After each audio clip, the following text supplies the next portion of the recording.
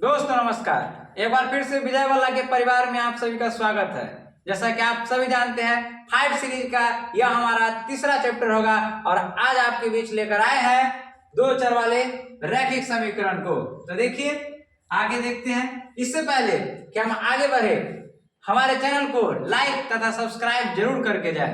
तो चलिए, इस चैप्टर को समझने से पहले आपको जो है इसके थ्योरी पार्ट पे थोड़ा सा ध्यान देना पड़ेगा प्यारे प्यारे साथियों, क्योंकि यहाँ पे अगर आप थ्योरी को एक बार समझ लेते हैं तो आपको परेशानी का सामना नहीं करना पड़ेगा। जैसे कि दो चर वाला रैखिक समीकरण आखिरकार चलिए, दो चर वाले रैखिक समीकरण में थोड़ा सा कलर चेंज कर लूं,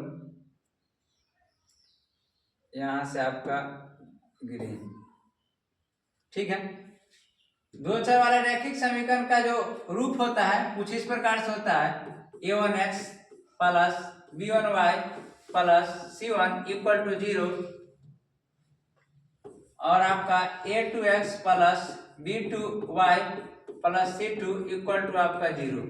यहाँ पे जो दो चर वाला रैखिक समीकरण है, लेकिन यहाँ पे जोड़ा है, यानी कि इसका युग्म है। इसको आप समझने से पहले इसकी जो कुछ शर्तें हैं, शर्त क्या है तो हम देखते हैं। शर्त यहाँ पे यह होता है इसका कि अगर a1 इसके जो गुणांक है, यहाँ पे जो आप देख रहे हैं a1 a2 a1 b1 और c1 और a2 b2 और c2 जो देख रहे हैं, इसका गुणांक है, उसके गुणांक को पहले शर्त अनुसार देखा जाता है। a1 बटे b2, सॉरी माफ कीजिएगा, b1 बटे b2 और c1 बटे आपका क्या होगा c2। अगर a1 और a2 a1 by a2 equal to b1 by b2, अगर ये दोनों बराबर नहीं है तो इसको हम सब बोलते हैं प्रतिच्छेदी हल। क्या बोलते हैं? प्रतिच्छेदी हल। प्रतिच्छेदी हल का ही दूसरा नाम होता है अद्वितीय। इसका नाम होता है अद्वितीय, या इसी को बोला जाता है कभी कभी संगत भी। ठीक है, तो घबराने वाली बात नहीं, एक ही का तीन नाम है। चलिए नेक्स्ट शर्त कहता है कि अगर a1 बटे a2 b1 बटे b2 और नॉट इक्वल टू c1 बटे c2, इसको हम सब बोलते हैं समांतर हल। क्या बोलते हैं? समांतर हल, या इसको हम कोई हल नहीं भी बोलते हैं, या इसी को जो है असंगत ही बोला जाता है। यानी यह मान निकालने के लिए विरोध करता है। आपको जो है मान निकालने के लिए जो है यह थोड़ा सा अवरोध पैदा करता है, इसलिए इसको हम सब असंगत बोलते हैं। तीसरा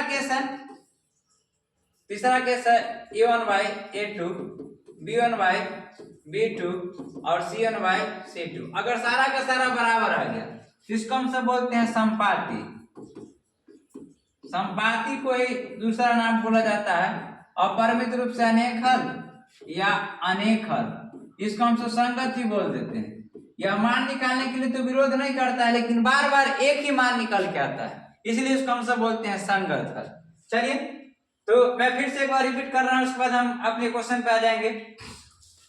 क्वेश्चन कह रहा है कि अगर a1 और a1 by a2 और b1 by b2 अगर पहला और दूसरा अगर बराबर नहीं आ रहा है, इसका मतलब है प्रतिच्छेदी या द्वितीय, इसी को बोला जाता है संगत। तीनों में से कोई आपके ऑप्शन में दिया जा सकता है।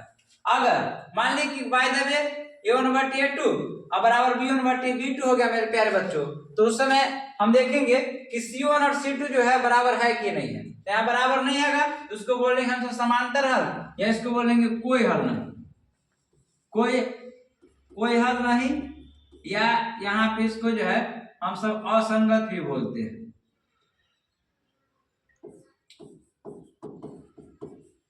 अगर सारा का सारा अगर बराबर हो गया, यानी कि a1 by a2 बराबर b1 by b2 और बराबर c1 by c2, अगर सारा का सारा अगर बराबर हो गया तो यहाँ पे इसको बोलेंगे अनेक हल, या इसी को बोला जाता है संगत। तो चलिए, आप समझ गए थ्योरी पार्ट को, अब हम अपने क्वेश्चन की ओर चलते हैं। तो क्वेश्चन आपके बीच रहा यह पहला प्रश्न कह रहा है कि समीकरण के निकाय इतना बराबर 0, समीकरण का निकाय इतना बराबर 0 है, इतना बराबर 0 का दो सरल रेखाएं हैं जो कि समपाती है, समांतर है, केवल एक बिंदु पर प्रतिच्छेदी हल है, इनमें से कोई। चलिए चेक करते हैं। पहला जो होता है मेरे प्यारे बच्चों, शर्त क्या कहता है? सबसे पहले आप चेक करिए A1 बटे A2, B1 बटे B2 और C1 बटे C2। जब चेक कीजिएगा तो यहाँ से क्या है, देखिए पहला में क्या होता है A1x प्लस होता है B1y plus C1 equal to होता है 0। दूसरा में क्या होता है A2x plus B2y plus C2 equal to क्या होता है 0। तो यहाँ से गौर से देखिएगा, यहाँ 6, यहाँ पे आपका क्या आ जाएगा 3, यहाँ से -2, यहाँ से क्या है -1, यहाँ से 9, यहाँ से क्या है 12। अब यहाँ पे ध्यान से इसको 3 दूना 6, तो 2 बराबर किसका 2 का, और यहाँ पे जो आपका है 3 से 3 गए ना, और 3 चौक 12, तो 3। देखिए पहला और दूसरा मेरा बराबर हो गया, लेकिन तीसरा बराबर नहीं है।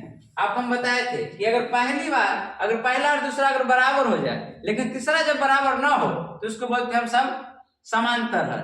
ठीक है, या इसी को कोई हल नहीं बोला जाता है। तो समांतर आपके सामने ऑप्शन नंबर बी में मिला है, तो आपका ऑप्शन नंबर क्या हो जाएगा बी, क्योंकि आपको शर्तानुसार कहा जाता है कि B1 बटे B2 और C1 बटे C2 यह बराबर नहीं दिखना चाहिए, तो आपका क्या होता है समांतर अर्थात कोई हल नहीं।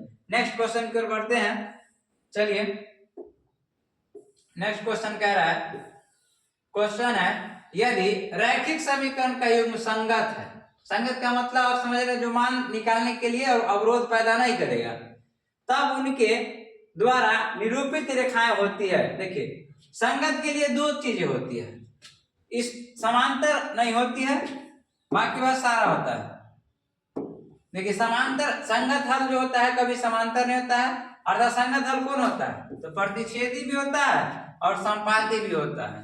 लेकिन यहाँ पे क्या कर रहा है प्रतिच्छेदी या संपाती, यानी ऑप्शन नंबर आपको डी पर जाना पड़ेगा कि दोनों आंसर है, प्रतिच्छेदी भी हो गया संपाती भी हो गया, तो आपका ऑप्शन नंबर डी। चलिए नेक्स्ट क्वेश्चन की ओर। समीकरण में चर के घात की संख्या होती है। देखिए रैखिक समीकरण में चर की जो घात की संख्या होती है, आपको पता है कि यह कुछ इस प्रकार से होता है A1x plus B1y plus C1 equal to क्या होता है 0। तो यहाँ पे चर का जो घात है कितना है 1 है, इसका मतलब इसका आंसर क्या होगा 1 होगा। ठीक है, घातों की संख्या जो होती है आपकी 1 होती है।